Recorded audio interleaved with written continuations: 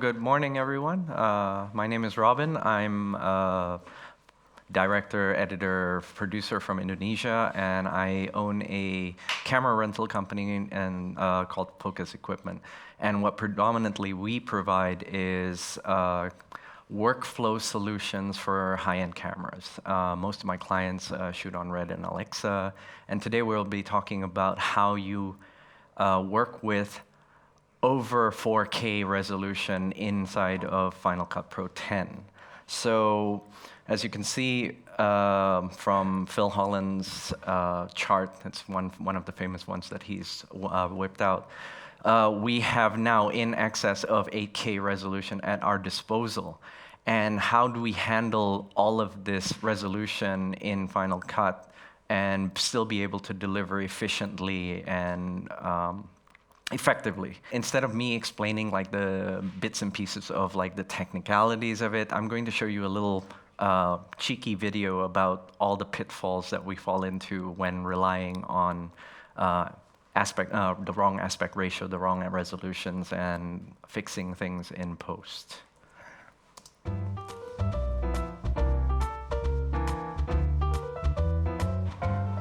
Itu kayaknya ada yang salah deh. Salah bagaimana maksudnya? Iya, jadi kelihatan sempit aja gitu. Lu lihat dong, framingnya udah oke dong. Iya, tapi kan kita nontonnya di TV 16:9. Terus gimana dong? Kalau udah gini? Coba aku lihat. Nah, benar nggak? Enak, jadi kelihatan lebih luas gitu. Tapi sekarang framing gua jadi nggak benar. Mending coba lu framing lagi. Tuh, lebih sinematik kan sekarang? Ya enggak lah, kalau kayak gini gimana oke-nya. Lihat dong, kepala gua nggak ada nih. Kalau kayak gini gua bisa jadi body double yang Joe Taslim. Tapi kan gantengan gua. Lu coba deh maju dikit deh. Maju. Enggak, gini aja gini. Coba lu framing ulang aja. Framing ulang gimana maksudnya? Do it in post. Nah, nih, kayak gini. Loh, meja gua nggak ada. Kalau gini gua coba handheld deh. Shaky banget sih. Coba distabilis. Coba style host of cut. Gimana? Oke, keren nih. Kalau kayak gini kita nggak bisa tayang di bioskop. Lah terus tayang di mana dong?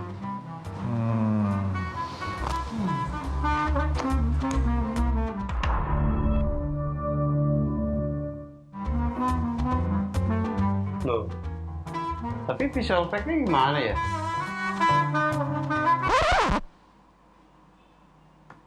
Wow. So what you just saw was basically all the pitfalls that we usually run into if we think after the fact about our aspect ratio and our resolution. What we actually did for this production is shoot at 6K, targeting for a 4K delivery. So really what we're doing is effectively using every pixel as effectively as possible to deliver a true 4K delivery. And by having a larger negative, per se, if we're still thinking like film, we have a buffer tolerance for stabilization, for reframing in post, and still retain our 4K resolution. And so how do we work with this in Final Cut Pro? Well, basically, you decide the resolution before you shoot, obviously. So when we shot that particular story, we used 5K HD setting on the camera, and it was a 16:9 aspect ratio. And our timeline resolution is where we crop into 4K. So I'm going to give you a quick demo on that. So this is my 5K footage, as you can see up there. That's 5K. And I'm going to make a new project. Let me make a new project right here. And I'm going to use the custom settings, go to 4K, and go to the 4K 2304. I'm not using UHD. It was shot at 23:9:8 because we were having fun with it. And I'm just going to put 4K here. So we have our 4K project, but we have 5K footage. And if I put all of this on the timeline, what you'll notice is that I'm still getting the full negative. I'm not punched in yet. So how do I solve this problem?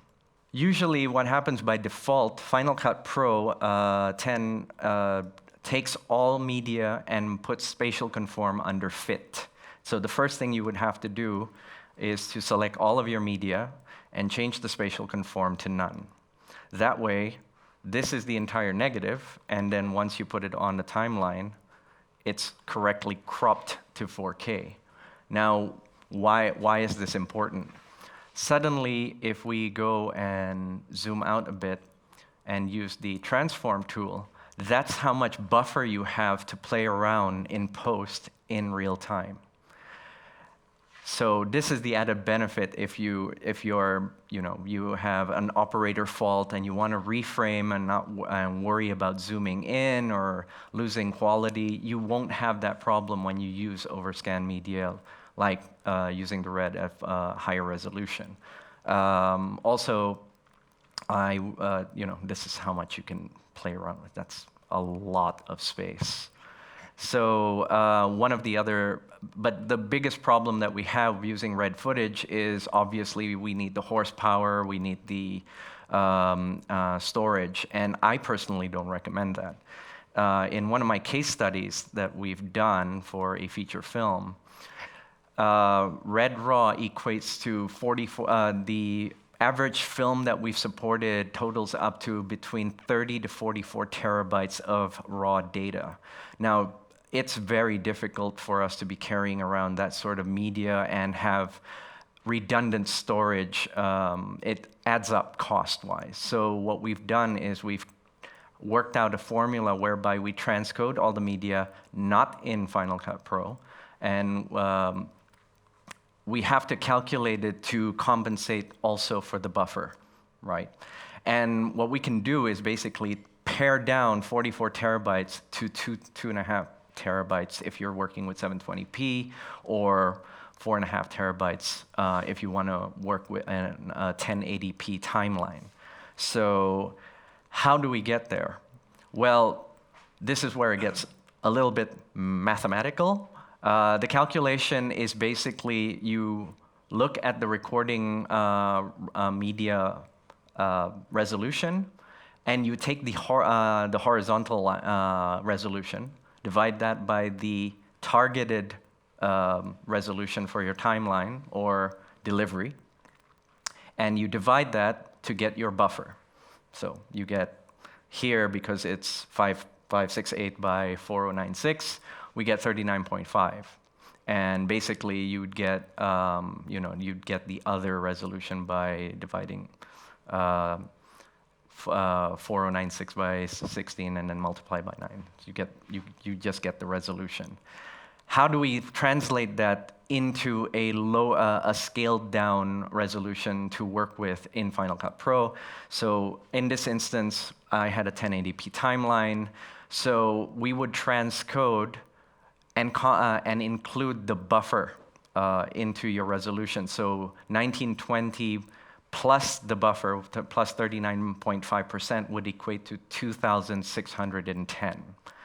And the aspect ratio being 16:9, you would divide your 2,610 by 16 and multiply by 9, and you get your, this is your transcoded media targeted resolution for 1080p. So I'll go back to the timeline again. And here is all the media as per recorded, 2610 by 1416, right? And it's still on default fit, right? So if I make a new project at 1080p, and I put all of that media into the timeline, again, I'm going to see, let me just put this to fit so that everyone can see better. You can see from the transform tool that it's fitted. I don't have the buffer to play around with it. Now, that's not the fault of the software, but it's a fault of my step. So what I could either do it all on the timeline and change the spatial conform to none, and it will correct itself, and therefore you would get the buffer again, and working with a more efficient codec, that way you can edit faster, deliver faster, and play with your effects faster. Or I would highly recommend that you do it on the event level to select all of your media and conform to none. You won't see the spatial conform refit while it's in the event. You will only see it in the timeline, so long as the formulation, the relationship between your media and the timeline is set correctly. Okay, so why all this methodology? First of all, you save on hard drive, and one of the other things that is beneficial, this was a case study problem whereby my DP friend was shooting a high action film, and it didn't pass QC, so the distributor requested that 70% of the film gets stabilized, and they lost a lot of actors' heads in the final cut delivery. So here is an example of what an illustration of how much it can save your delivery. If you can see, the black bar is actually floating, right? Because the stabilization is compensating to make sure that the parts of the pixels that are, I'll just show that again, right? You see that? You see that floating? Okay, so that's really what happens when you stabilize a shot. It's trying to compensate for the pixels that don't move, and for the things that do move, they're trying to remove, crop out the movement.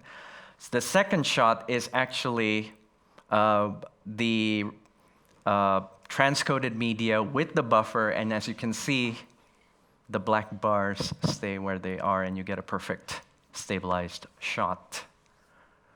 So that's really where the benefit and the power of using Overscan media in Final Cut Pro is.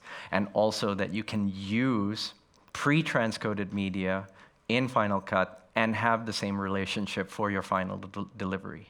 My DP friend worked on another action film, and because we've solved this problem, this is a screenshot of how much he was able to fix. This is a almost 45-degree correction from one of the shots, and he was able to stabilize and make sure that everything is in frame after the fact.